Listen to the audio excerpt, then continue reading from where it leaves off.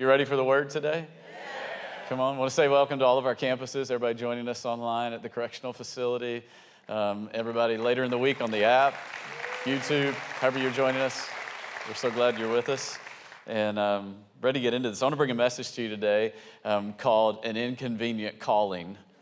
Inconvenient Calling. And if you have a Bible with you, Acts 27 is where we're going to be, 27, 28. Tammie and I were traveling yesterday, coming home from Los Angeles, and we really hate that we missed the heat wave here in Virginia. It was 70s, low 80s, a little breeze in the evening, ate outdoors a lot. It was nice. But we were in LA, and I was doing some ministry stuff and seeing some friends, and so it was a good time. And so we were traveling back yesterday, and I'm always a little nervous traveling back on a Saturday, because especially if I'm preaching on Sunday, because I don't trust airlines. And so we were coming back yesterday, and we left LAX, which that'll test your Christianity right there, just going through LAX. And so we made it through there, and I was still saved after that. And so got on the plane, and we made it. We were heading to Detroit, and everything was going good. Flight was good. All that was easy. Then we get close, and they said, hey, there's going to be a little bit of a delay in landing. There's a little storm system over the field, and so we're not going to be able to land, so we're going to circle a little bit. I was like, all right, that's not too bad. We got an hour between our layover, between that and getting to DCA, so we got a little layover, a little hour. Won't be too bad. So then they said, it's going to be about 30 minutes. I was like, oh, okay, we got about 30 minutes. All right, they're going to close the gate 10 minutes before flight. I got about 20 minutes to make it. I may have to move a little bit, but I'm a fast walker. And so then it's like, yeah, it's going to be a little bit longer, so I'm just watching the time, short and short. My gate, the gate I got to run is like this long. The time I got to do is about this big now, right? And so this drives my wife crazy, but as soon as they pull up to the gate, and they put the jetway to the plane, and the ding happens, meaning the seatbelt's unbuckled, I'm like, I'm up. I'm out. I'm in the bin, I'm getting my stuff down, I'm like, I got somewhere to go. You know what I'm saying? Like, I'm that guy. If y'all hate me, I don't care. I'm that guy. Like, I'm getting off this plane. And so anyways, that I did that because there's like not much time. And I remember saying A29. We're at A4, babe. We're going to A29. And we have this agreement, I thought we did, that that if there's a short turnaround, whoever gets off first just gets there to be like, hey, we made it, we're here, don't close the door, my wife's on the way, right? And so we've done this before, right? We've done this before when we had we had to get to another flight. So anyways, evidently A29 wasn't clear coming from me. Probably was my fault in communication. It was my fault. And my phone wasn't working because I missed 6 calls evidently. 6 calls because A29 wasn't clear. And so I get to the gate, and they say, oh, the flight crew is delayed. They're coming from another flight that couldn't land, so you're good. And I was like, oh, good. And until I turn around and I see Tammie walking up. And you've been married so long, you know the face. You know what I'm saying? Like, you've been around that long, you know that look. She comes out, I'm like, hey, babe, it's okay. We're good. We're going to make it home. Trying to be positive, trying to add a little positive light to the situation at hand. Tried to call you 6 times. I was like, I'm like pulling up my recent phone. I'm like, there's no missed calls from Tammie, Floyd in there.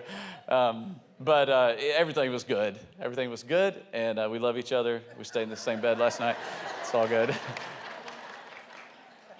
But it was very inconvenient. The whole situation was very inconvenient. Y'all following me? Like, the whole thing was very inconvenient, and you can't control weather, and I get all that, but it was inconvenient. How many of you know that often inconvenience comes when you're trying to, like, get somewhere? Have you ever noticed that, like, you got somewhere to be, and then tractor trailer pulls out or something, like, right in front of you? It's like, why'd you pull out?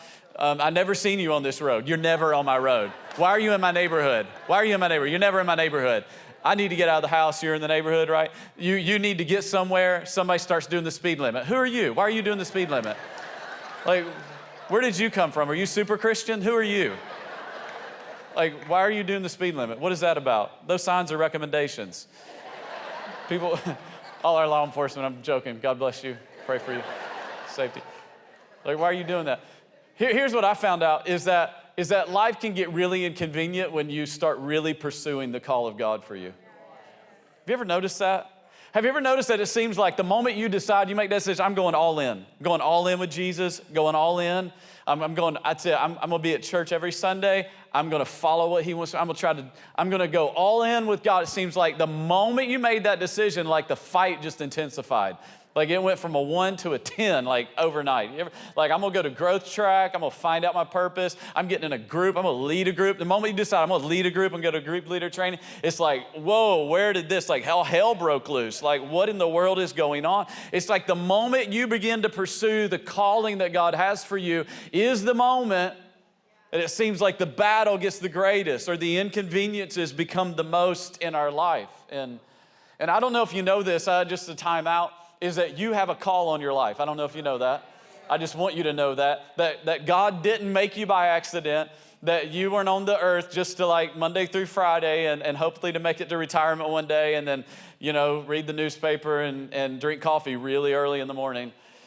Are y'all following me? That's not God's design for you. You have a call on your life. Like you have a calling by God. Matter of fact, I would say this, that you won't really be fulfilled in life until you figure out that calling and then you live out that calling. God has a call on your life. You were put here on purpose, for a purpose, and you have a calling. And calling, that word isn't reserved for like people that are, I hate using this term, I don't even know what it means, professional ministry, like pastors. None of us are professionals. We're all children of God pursuing the call of God on our life. It just looks different for everybody. We're fleshing it out in different ways. And I don't know what your calling is. Maybe it's to lead an organization. Maybe it's to stay at home mom. Maybe it's to go back to school. I don't know what the call of God in this season of your life is, but I do know this, is that is the thing that will bring you the most fulfillment, and you need to know that. And you've got to wrestle that to the ground. You've got to figure that out. Paul told Timothy, you got to work out your salvation, Timothy, with fear and trembling. You got to work it out. This thing's a process. Christianity isn't an event. It's not an event that happens every 7 days. It's not, I got baptized. I'm a Christian, I got baptized. No, it's not that event. That's a moment. It's meaningful. It's powerful. You should do it. Give you opportunity next month. It's going to be a great month. You don't want to miss August. We're going to do that. But it's not, it's a process. It's a journey. You're walking it out day by day, moment by moment, like figuring this thing out. I had no idea that what I'm doing now, I didn't know that 10 years ago. I just responded to the call God had on me then. 20 years ago, I just responded to the call, 17 years old, felt like God wanted me to do a youth event for all my high school friends that were pagans, and Jesus had done a work in my life. I was a pagan with them. I was like, they need to get Jesus like I've got Jesus now. Decided to do an event, 17 years old, preached my first message, 6 minutes. 6 minutes, I formed the whole youth event. 12 kids showed up. It was a raging success. But I just did the call God had on me in that moment. I didn't know it'd lead to all this. I didn't know it'd lead to church and television and call. I didn't know it'd lead to all that. I just following the next thing God had for me. I was just trying to be obedient to do the thing God had in front of me. I'm just telling you, God's got a call on your life. But I don't want you to think that the call of God means that everything goes easy. I don't want you to be caught off guard when you begin to pursue the call and it gets really inconvenient. I found that it's often more convenient to not pursue the call. That path seems a lot easier. But when you begin to pursue the thing God has for you, it can begin to get a little bit inconvenient. Oh, there's blessings with it, but I don't want you to be misguided to know that there aren't burdens with it as well. That there isn't great joy, but I don't want you to be misguided to think that there may not be some moments of pain with it as well. I'm not trying to deter you from pursuing your call. You're like, well, I don't know if I want to go after the call. I mean, you're making it sound so awesome. No, I just want you to have your eyes wide open about it. Seems like the storm, the inconvenience comes the most. The Apostle Paul knew this. In the New Testament, in Acts 27, Paul is on his way. He's pursuing the call of God. He's doing what God has called him to. He's preaching the gospel. He's planting churches. And then he gets arrested. Hello. You haven't had that happen to you. You're doing all right. None of you put on your Dream Team shirt this morning and got pulled over today. Going, oh, you're going to serve? No, you're going to jail. That's where you're going. Some of you, but it wouldn't be because you're serving. It's just, you just recently met Jesus, and you're working some things out, and we get that. That's okay. We'll bail you out. But he's been arrested, and he appeals to Caesar because he's a Roman citizen. He appeals to Caesar, so he's on his way to Rome. And as he's making his way to Rome, the Bible says this in Acts 27, he's in a boat. They're in a very big boat because there is about 276 people in this boat. They're all prisoners, and they're on their way to Rome. And verse 13 says this, Acts 27, verse 13, look at this. It says, when a gentle wind began to blow. That's all I'm going to read of that. When a gentle wind began to blow. Now, watch this. Chapter 27. Y'all with me? Verse 27, look at this. On the 14th night, we were still being driven across the Adriatic Sea. So it went from a gentle wind to 14 days of a storm. I wonder if you've ever experienced that. You begin to pursue. Paul's on his way to Rome. He's appealing to Caesar. He's doing the call of God on his life, and a gentle wind comes. Just a little thing. Just like, oh, that was a little inconvenient. That wasn't a big deal, but that was a little bit, right?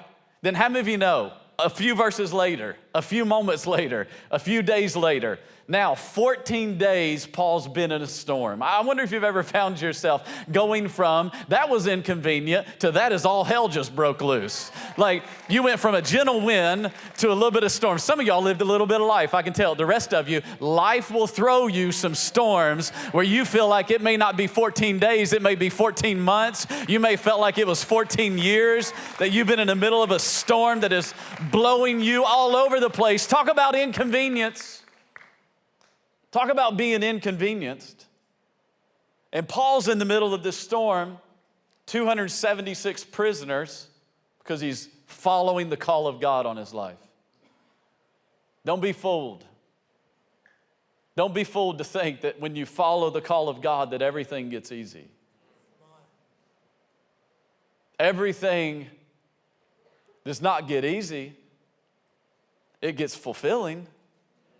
It gets purposeful. It gets joyful. It gets peaceful. But it may not get easy.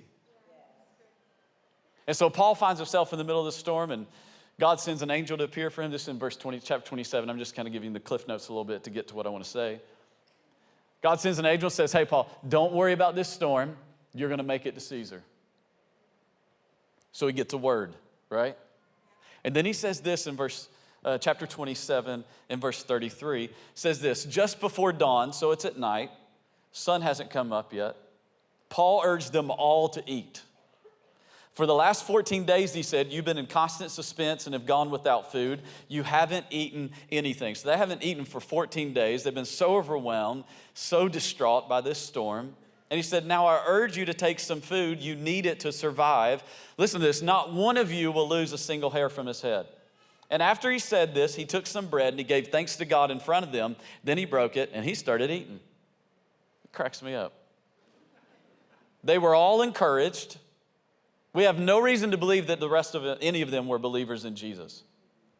But Paul's act of faith encouraged them all, and they ate some food themselves.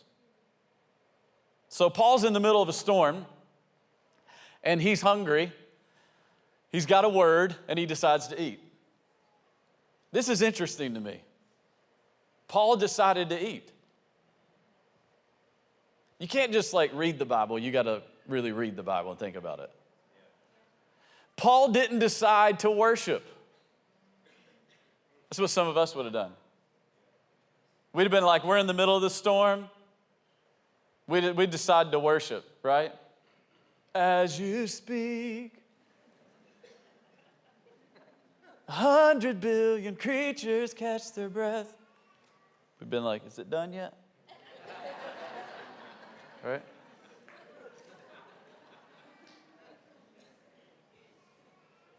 Paul didn't pray. That would seem like the good thing to do, right? I mean, let's rewind a little bit to the Gospels, right? We serve the God that in the middle of a storm stood up and said, peace be still, and the waves calmed down and the storm stopped.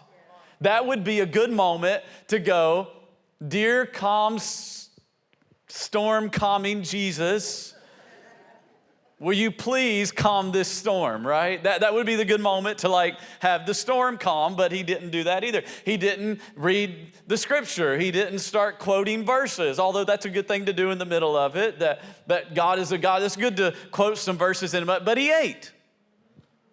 He had some food. He was hungry. He was so convinced of the word that he got that when everybody else was so stressed out that they couldn't eat, Paul was like, I'm going to eat some food. He broke some bread and he ate. And his act of faith encouraged everybody else in the boat, and they began to eat. Let me ask you this. As you pursue the call of God on your life and inconveniences come up, what are you feasting on? What are you feasting on? I would propose that in the middle of your storm, God has a table spread that he wants you to feast on, but the enemy also has a table that is spread that he wants you to feast on. I kind of wonder, I don't know, if Paul maybe thought back to Psalms 23 whenever David wrote that you prepare a table before me in the presence of mine enemies. I don't think it's doing anything wrong to the text to say you prepare a table before me in the middle of my storms. That either in the middle of the storm, I can feast on what the enemy is wanting to give me, or I can feast on what God is wanting to give me, that I can get the word from heaven and be able to break bread and eat bread. Because here's the deal. The storm may be raging around me, but the storm doesn't have to rage in me. I can be at peace in the middle of the storm because he prepares a table before me, and surely goodness and mercy will follow me all the days of my life, and I will dwell in the house. I got up this morning knowing goodness and mercy were chasing me down the road while I made my way to church. So if he's going to have goodness and mercy while I'm in the house, he will have goodness and mercy chasing me when I'm outside the house. Whether it's peace or whether it's storm, goodness and mercy are following me because he's prepared a table before me. See, too many of us, we feast in the middle of the storms on the table the enemy is setting. The enemy is setting a table for you of doubt, and you're letting that ruminate in your mind. Ruminate means to let it just mull over and over. You think on it. That's why Paul said, whatever things are of good report, think on these things. Don't let those things run around in your mind over and over and over and over in your mind, because when the enemy feeds you doubt and you're in the middle of the storm and you go, well, I'll break the bread of doubt and I begin to eat that. You know what? You begin to not believe the word of the Lord. Stress comes up, anxiety comes up, fear comes up because we're feasting on doubt. We begin to, the devil wants to serve us a side of hopelessness. Give you an entree of doubt and just have a little side of hopelessness. And you begin to believe things in your mind like, I'm not going to get through this. I'm not going to make it out of this. I'm not going to overcome this. And we begin to feast on hopelessness. In the middle of your storm, the storm outside of you will get inside of you if you feast on what the enemy's serving. How in the world did Paul, in the middle of a rocking boat, storm, people freaking out, he's like, I want to have some bread, eat, hungry. I think Paul was like, I need some nourishment. I got an assignment. This storm isn't the end of me. I may be going through it, but I'm not staying in it. And whatever's on the other side of the storm, I need some energy. I'm going to eat some carbs, y'all. I'm going to eat some carbs.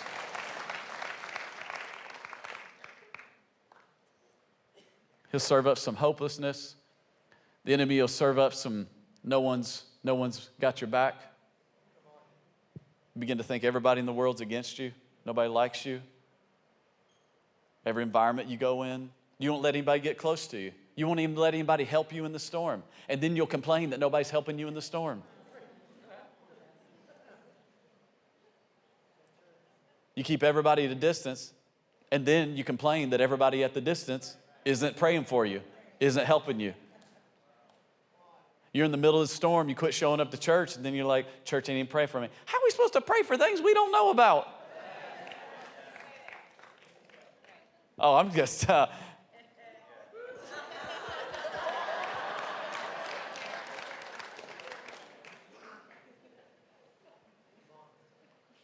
Paul began to feast, and his act of faith encouraged everybody around him.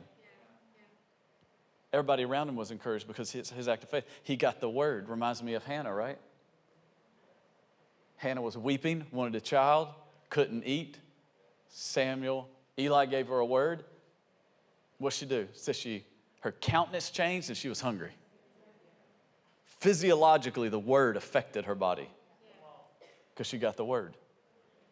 Can I tell you something? This is why it's so important for you to know your calling. It is so important for you to know your calling. Paul understood that although the storm was great, the word from God and the call was, I'm going to see Caesar. This isn't my final destination. Rome is my final destination. So if I'm in the middle of a storm and it ain't Rome, it ain't my final destination. I'm not going to stay here forever. You only get stuck there forever when you begin to feast on what the enemy is feeding you and you find yourself just roaming around in the same thing over and over and over. But that is not God has destined for you. It is not what God has purposed for you. You got to determine what you're going to feast on. See, you got to determine what kind of spirit you're going to have. Proverbs 18 says that the spirit of a man can endure sickness, but who can bear a broken spirit? You got to determine what kind of spirit you're going to have. It's your response. It's not anybody else's responsibility. It's your responsibility. You got to determine what kind of spirit. I want to have a spirit just full of faith. I don't want to have a spirit of bitterness and negativity. And I mean, you've been around that. You've been around that when you get around someone, they just have a bad spirit. It's like, you're like, I think I need a bath. I need like a spiritual bath. I need like Holy Spirit, like wash me off. Ugh. You know what I'm saying? Like you got to determine what kind of spirit. You have a spirit, you should be a kind, joyful spirit. Spirit of faith. I don't know how you can be a Christian and be mean. A friend of mine says that mean Christians suck. I don't say that, he does.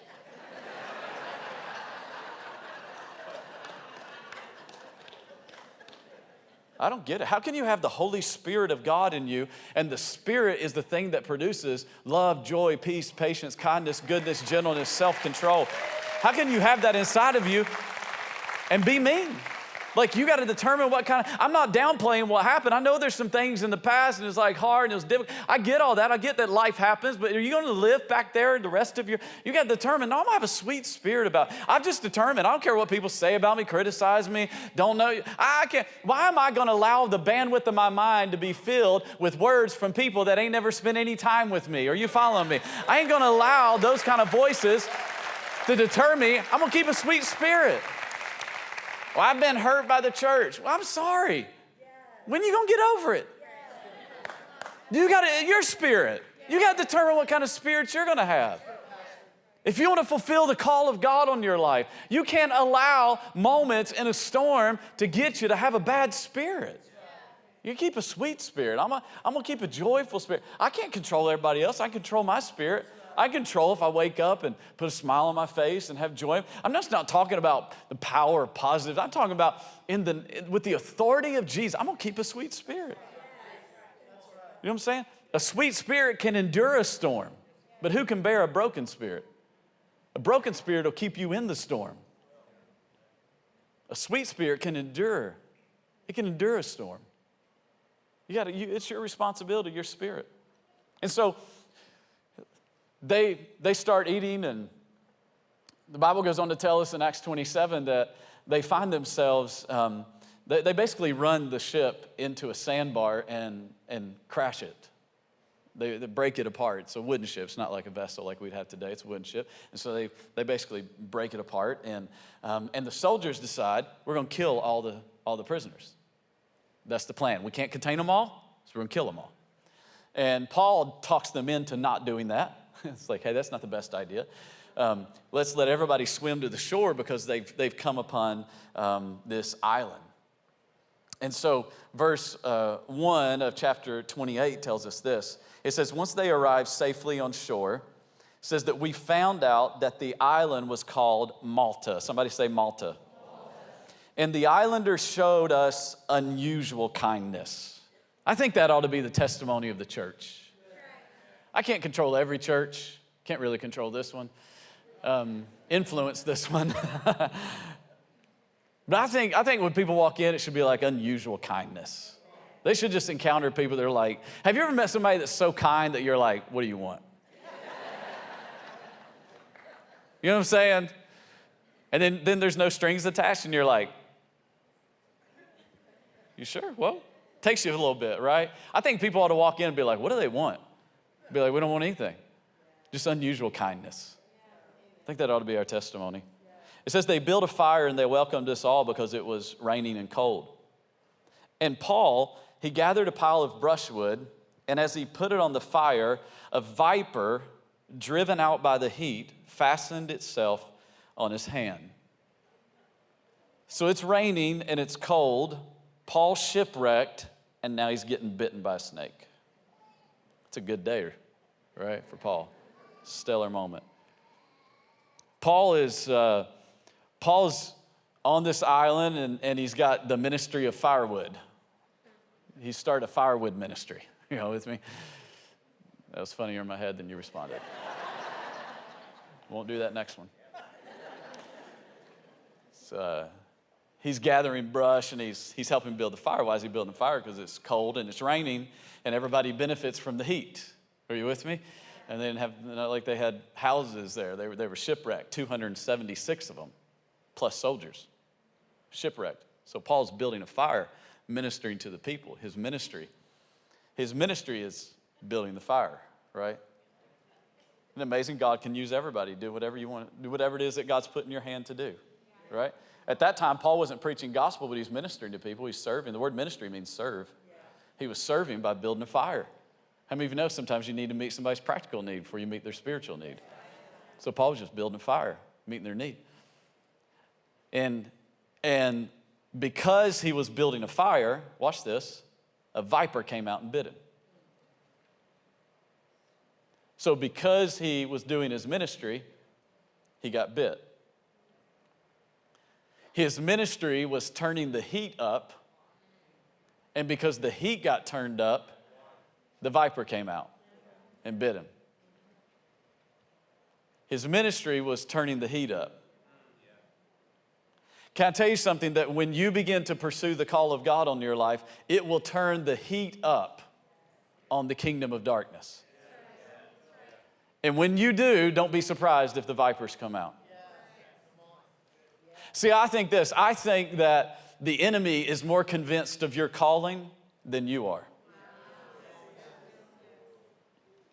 I think the enemy is more convinced of your calling than you are. The reason is because if he wasn't so convinced of the call of God on your life, he wouldn't fight you so hard.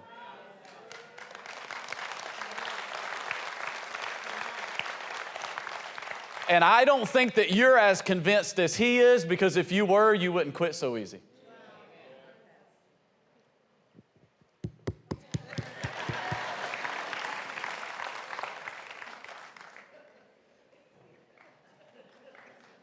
Paul turned up the heat.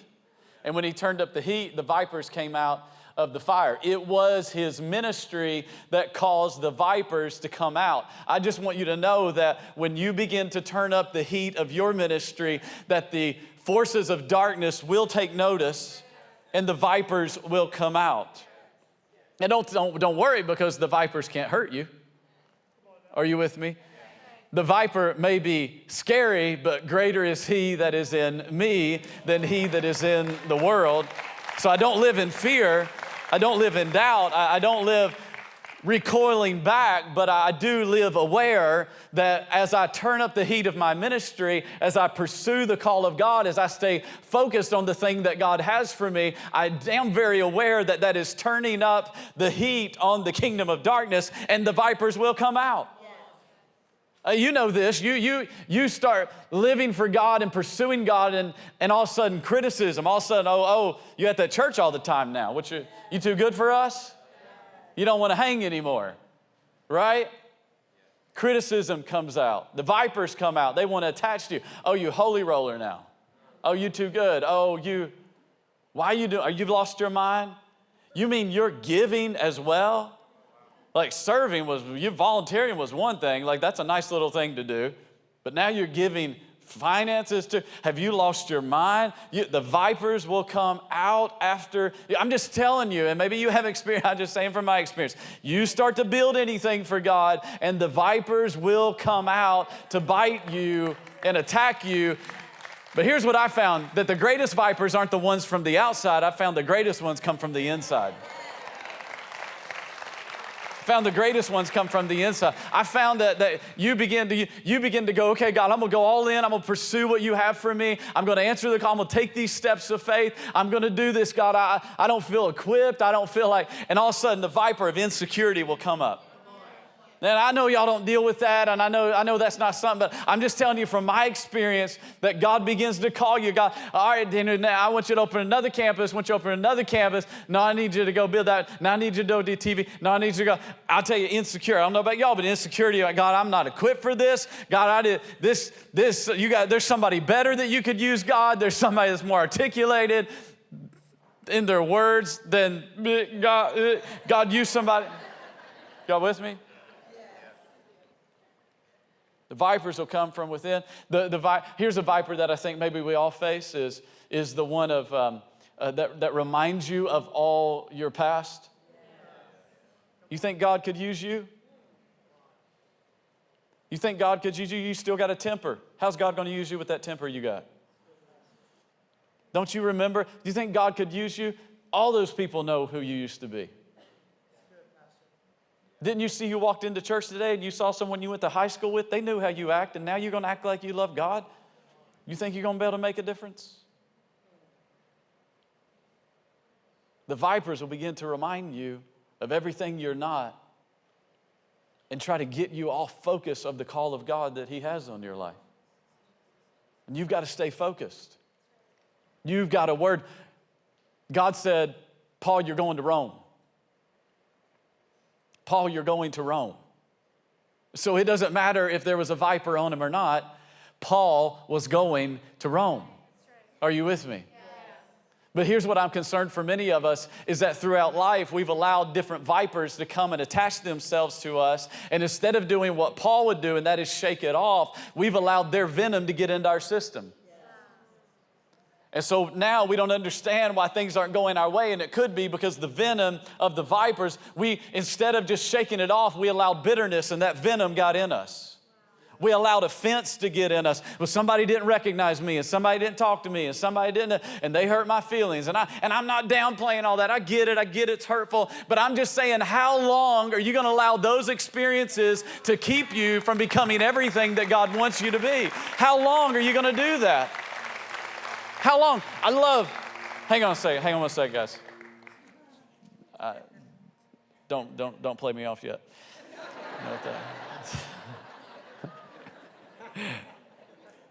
It says, verse 4, when the islands saw the snake hanging on his hand, they said to each other, this man must be a murderer, for though he escaped from the sea, justice has not allowed him to live. Here's what you got to know. They had a superstition that if you were really guilty of something, that justice, the spirit of justice, would make sure that you paid the penalty. And so their thought was the shipwreck didn't kill him, so he must really be a murderer, so now the snake is going to get him. All right? And so then they said this in verse 5 and 6. But Paul shook the snake off into the fire and suffered no ill effects. And the people expected him to swell up suddenly or fall dead. But after waiting a long time,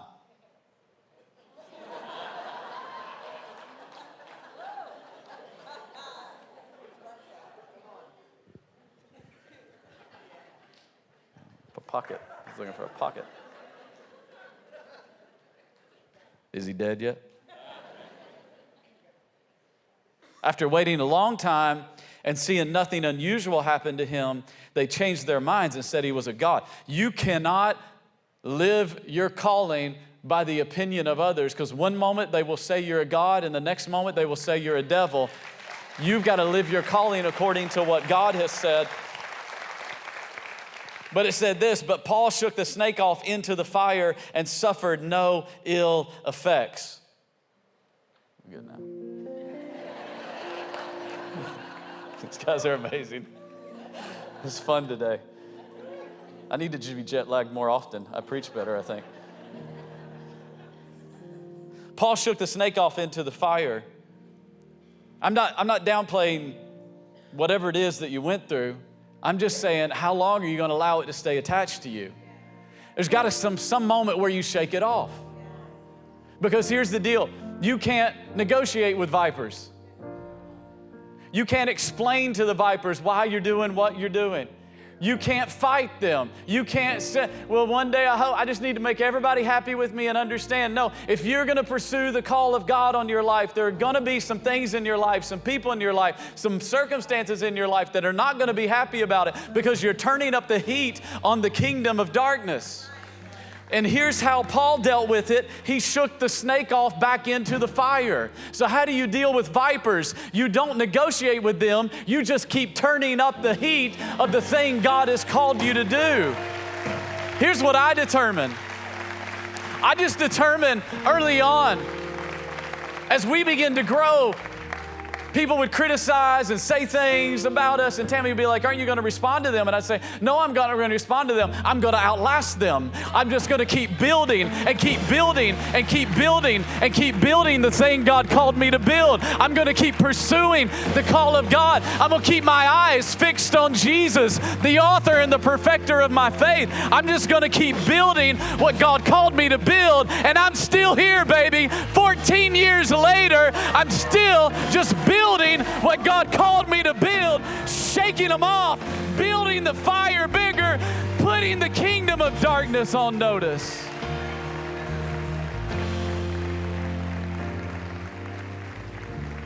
You just got to stay focused on what God called you to build. You got to stay intent on what God's called you to do. So the Bible tells us, stay with me for a moment. The Bible tells us that after that, the chief of the whole island came and got Paul. Bring him to our house. Snakes don't kill this guy. I want to hang out with him. Telling you, when you pursue God's call in your life and you stay focused, God will open doors for you that no man can open. He'll put you in seats and circles. You'll find yourself on platforms and in rooms you never thought you would be in.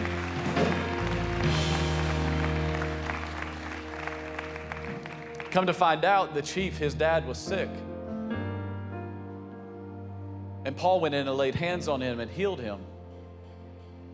And when they found out that this man could heal the sick, they brought the whole island to him. All the sick on the island came to him. He laid hands on them, and the whole island was healed. Their sickness. See, Paul was on his way to Rome, but what looked like an inconvenience was a stop at Malta. But Malta would be the place of the greatest miracle in the ministry of Paul. So I just came to declare to somebody today that the inconvenience you're walking through isn't an inconvenience. It's an assignment that God has put you on. You thought you were going to Rome, and you will eventually get to Rome, but you may have to stop at Malta, because at Malta, God wants to do the greatest miracle that you've ever seen in your life. So don't push against the inconvenience. Don't despise the inconvenience. It's an assignment that God is putting you on to do what only He can do through you, to receive glory and honor and praise through your life. Somebody give Him praise in this house.